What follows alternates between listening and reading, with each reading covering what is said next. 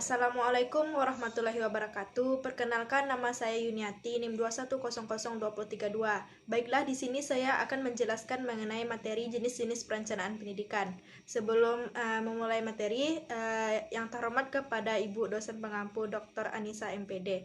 Nah, materi yang pertama yaitu menurut waktu, yang kedua menurut wewenang pembuat, yang ketiga menurut luas jangkauan, yang keempat menurut sifat, yang kelima menurut objek, yang keenam menurut sektor, dan yang terakhir menurut jenjang.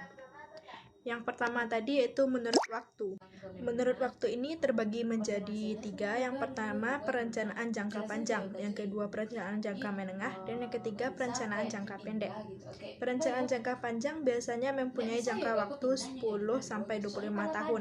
Dalam perencanaan jangka terdapat rencana yang bersifat umum dan strategis. Dalam rencana jangka panjang ditetapkan tujuan yang ingin dicapai untuk jangka waktu 10 atau 20 atau 25 tahun ke depan, diikuti dengan kebijakan umum untuk mencapai tujuan tersebut.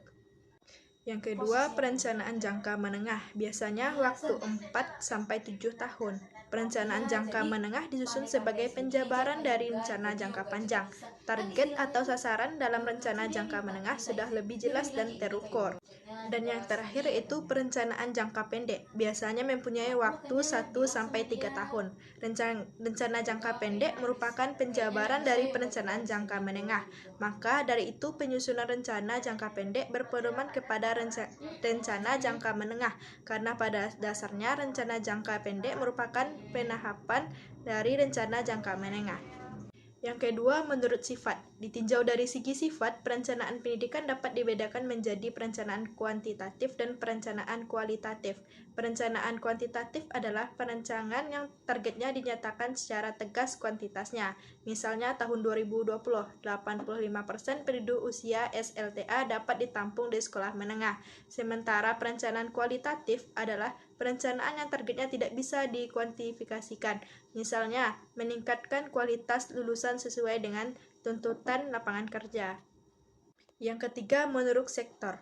Menurut sektor, perencanaan dapat dibedakan atas perencanaan sektoral dan perencanaan regional. Perencanaan sektoral adalah perencanaan yang disusun menurut sektor pembangunan. Misalnya, perencanaan sektor ekonomi, perencanaan sektor pertanian, termasuk perencanaan sektor pendidikan. Sementara perencanaan regional adalah perencanaan yang disusun untuk pengembangan suatu wilayah tertentu yang memadukan berbagai sektor pembangunan.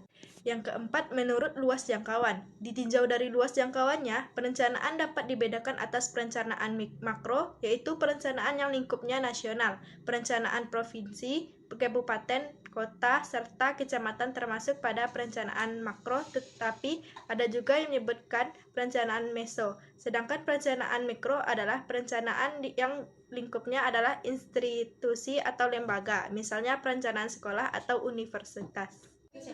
Perencanaan yang kelima, menurut objek. Berdasarkan objek yang direncanakan, perencanaan dapat dibedakan menjadi perencanaan rutin dan perencanaan pembangunan. Perencanaan rutin berisi kebutuhan yang sifat terus-menerus, sehingga objek tersebut akan direncanakan setiap tahun. Perencanaan rutin bila dikaitkan dengan waktu bersifat jangka pendek, yaitu rencana tahunan. Yang keenam, menurut wewenang pembuat. Menurut wewenang pembuatnya, perencanaan dibedakan atas perencanaan sentralisasi dan desentralisasi. Perencanaan sentralisasi adalah perencanaan yang disusun oleh pusat yang berisi rencana untuk pusat dan untuk daerah.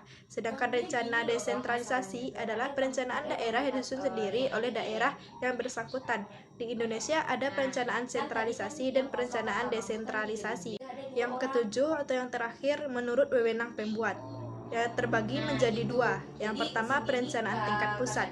Unit perencanaan di pusat sesuai dengan SK Menteri Pendidikan dan Kebudayaan nomor 222.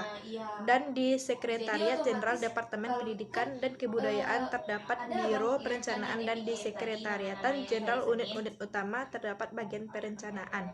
Yang kedua, perencanaan tingkat provinsi. Perencanaan pada tingkat pusat menggunakan sebagian besar bahan-bahan masukan perencanaan dari provinsi.